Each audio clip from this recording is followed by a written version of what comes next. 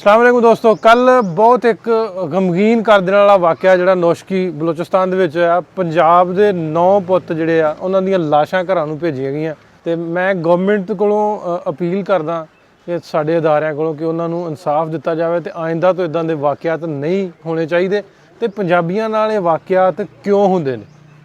हंजरा साहब, ਗੱਲ ਇਹ ਨਾ ਕਿ ਸਾਡੇ ਸੂਬੇ ਦੇ ਵਿੱਚ ਅਗਰ ਕੋਈ ਬੰਦਾ ਆਉਂਦਾ, ਚਾਹੇ ਬਲੋਚ ਆ, ਚਾਹੇ ਪਸ਼ਤੂਨ ਹੈ, ਚਾਹੇ ਉਹ ਸਿੰਧੀ ਆ, ਤੇ ਅਸੀਂ ਉਹਨਾਂ ਨੂੰ ਇੱਥੇ ਪਿਆਰ ਨਾਲ ਰੱਖਦੇ ਹਾਂ। ਉਹ ਕਾਰੋਬਾਰ ਕਰਦੇ ਨੇ, ਸਾਰਾ ਕੰਮ ਕਰਦੇ ਨੇ।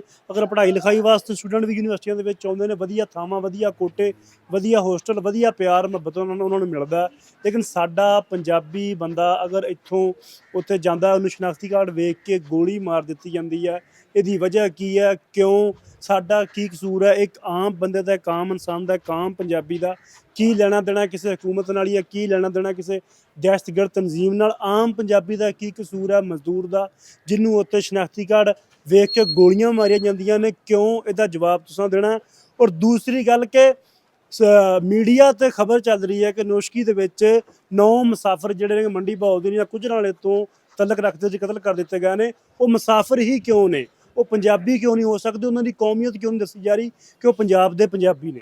ਕਿਉਂ? ਇਹ ਜਵਾਬ ਤੁਸੀਂ ਦੇਣਾ ਜੀ ਸੁਰਾ ਸਾਹਿਬ। ਇਸ ਤਰ੍ਹਾਂ ਦੇ ਵਕੂਏ ਪਹਿਲਾਂ ਵੀ ਹੋਏ, ਹੁਣ ਵੀ ਹੋਏ ਤੇ ਗਾਹਾਂ ਵੀ ਹੋਣੇ ਆ। ਕਿਉਂ? ਜੇ ਪਹਿਲਾਂ ਹੋਏ ਹੁੰਦੇ, ਕੋਈ ਸੱਦੇ ਬਾਬ ਕੀਤਾ ਹੁੰਦਾ ਤੇ ਦੁਬਾਰਾ ਨਾ ਹੁੰਦੇ। ਇਹ ਹੋਣੇ ਤਾਂ ਆ ਕਿ ਜਿਹੜੇ ਸਾਡੀ ਹਕੂਮਤਾਂ, ਸਾਡੀ ਅਦਾਲਤਾਂ, ਸਾਡੇ ਅਦਾਰੇ, ਸਾਡੇ ਆਵਾਮ ਵੱਲ ਧਿਆਨ ਹੀ ਕੋਈ ਨਹੀਂ, ਉਹ ਆਪਣੇ ਧਿਆਨੇ ਲੱਗੇ ਹੋਏ ਆ।